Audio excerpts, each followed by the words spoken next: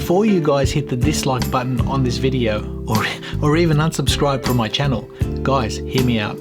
What I've got in my hand here, guys, is something very different. It's very unique. It has an abalone shell for a dial. It's quite vibrant, unique. It's got a sort of controlled bling. It's not my cup of tea. I wouldn't have a watch like this in my collection, but someone will. But put all that aside, put everything aside regarding its look. There's something about this watch that I think every new watch manufacturer can learn from. It's called the Atlantean from Nove. It features 300 meters of water resistance, a fantastic Swiss movement. Let's run the intro and check this thing out.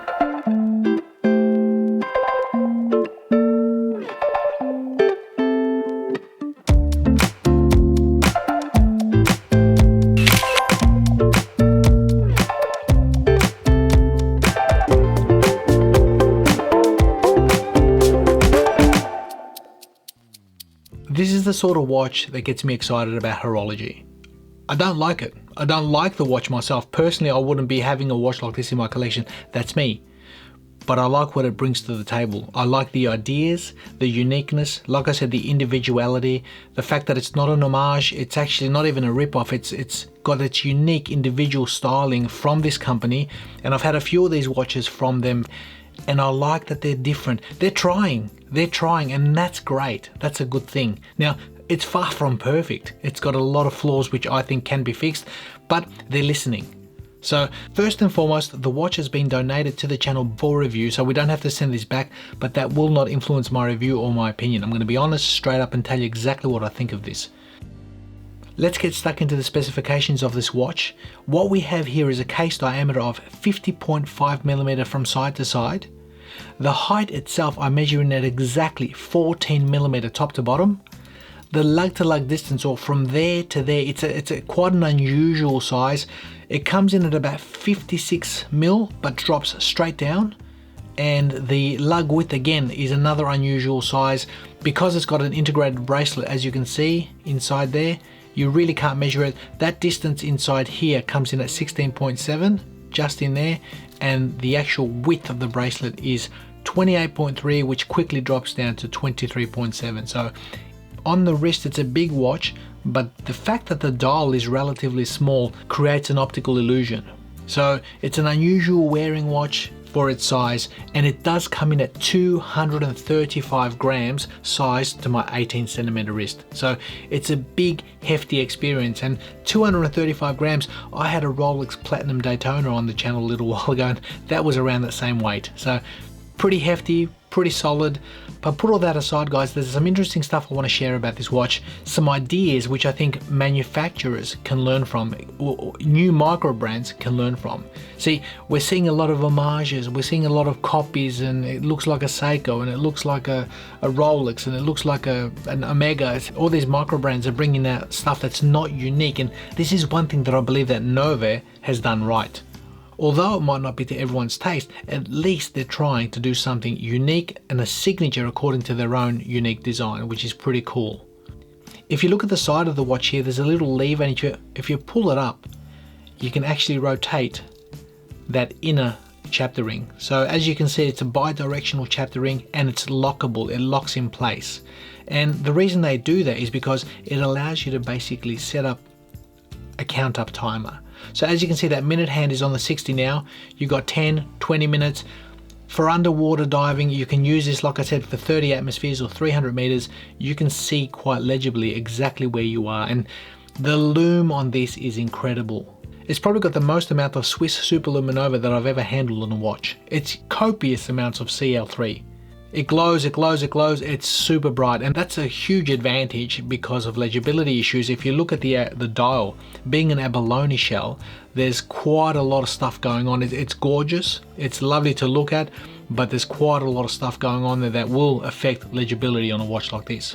And in saying that, when you get a watch like this into the dark, all you see is pitch black and that lume. So it's a really interesting effect, a really interesting look, and I don't mind that.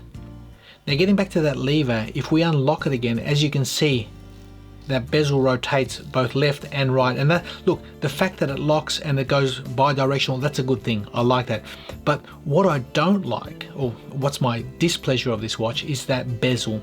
As you can see, each lume pip is fantastic. It's bright, it's legible, it's clear, but it doesn't move. And I just think that they've missed an opportunity here on this watch, that it would have been great for this bezel, this external bezel, to actually move as well. And the reason I say that, although you've got a timer on the inside, which is great, it would have been great to have a, potentially you could use this external bezel as a dual time zone. Picture that, you could adjust it to a different time zone as well as an inner rotating count up timer, multi-purpose. Brilliant. And I think that's an opportunity missed. Now, getting onto the movement of the watch, it features a Swiss Ronda R150. It's an automatic. As you can see, it's got its custom rotor, and I'll unscrew the crown for you guys. As you can see, it pops out. We click it twice and we can adjust the time.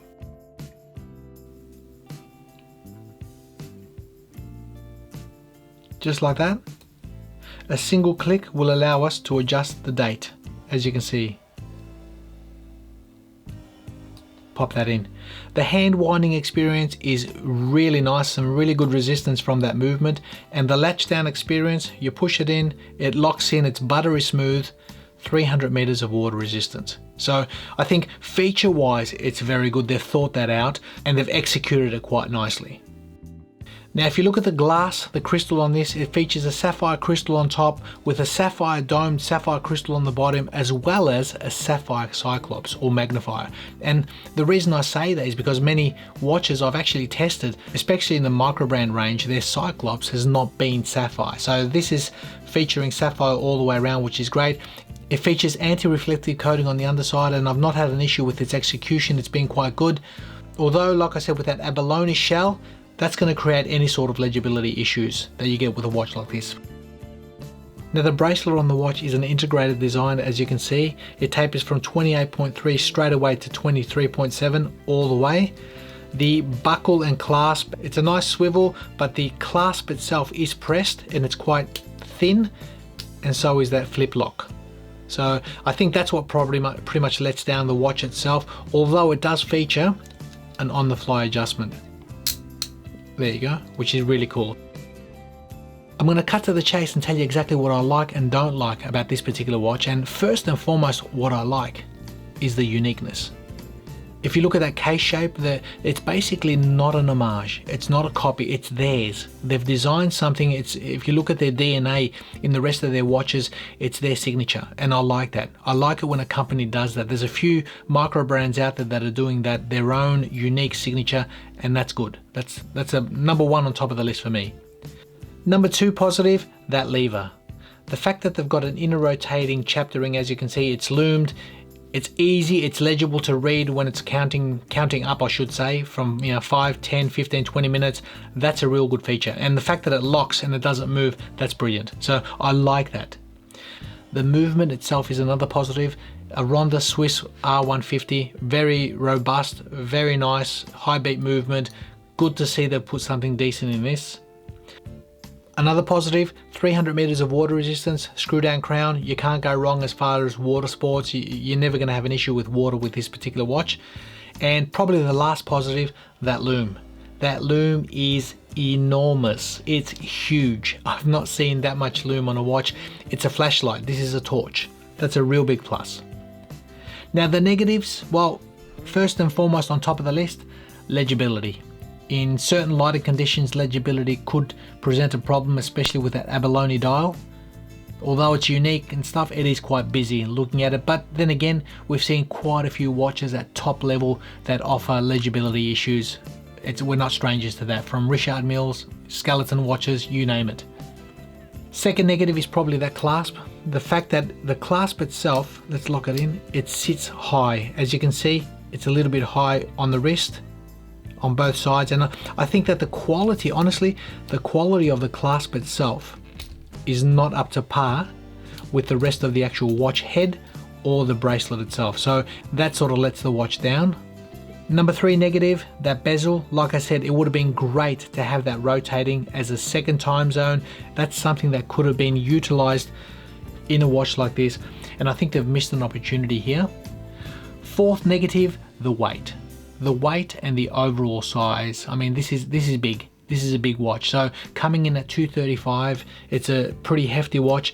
And honestly, you know what would have been great? Okay, you've got an integrated bracelet here. It would have been fantastic to offer this with a rubber strap as an option. If this had a rubber strap that was, even if it's integrated, that's fine. It really would have taken this to a more wearable level, because having this on the wrist, it really is cumbersome throughout the week. And that's pretty much it, guys. That's what I think about this watch. It's an interesting concept. It's an interesting watch. It's not for everybody. It's pretty much not for me either, but the fact that they're offering these things in a watch like this, there's some new ideas. There's some new ideas that are coming out here, and that is what I like. That's what I give 10 out of 10 for. But as far as execution, some areas have been done well, some not as good. Now the watch itself comes in around $700, and I'll leave the links in the description. There's also a discount code, guys. If you use my code, you get 10% off that retail price. There's a couple of different versions. There's a black one like this, and there's also a silver. So for those interested, it's all down in my description. Click those links. Let me know your thoughts, guys. It's great to see a unique piece, albeit not to everyone's style. It's great to see some new ideas. So I wanted to get on the channel just to show you guys something that's trying. It is trying. I can see that this company is genuinely trying, and they're listening. They're putting certain ideas into play. But I feel that, gee, just bring it down a couple of mil, make this a little bit smaller, you know, maybe offer a rubber strap, and you know what, there's a real viable play here, because as far as the movement's concerned, it's fantastic. As far as the build quality concerned, again, very, very well made. So let me know your thoughts, guys. I hope you enjoyed that. The Nove Atlantean, it's quite new. I'll leave the links in the description where you can get on and have a look at their website. Thank you for watching, and until next time, guys, stay safe, and we'll see you in the next video.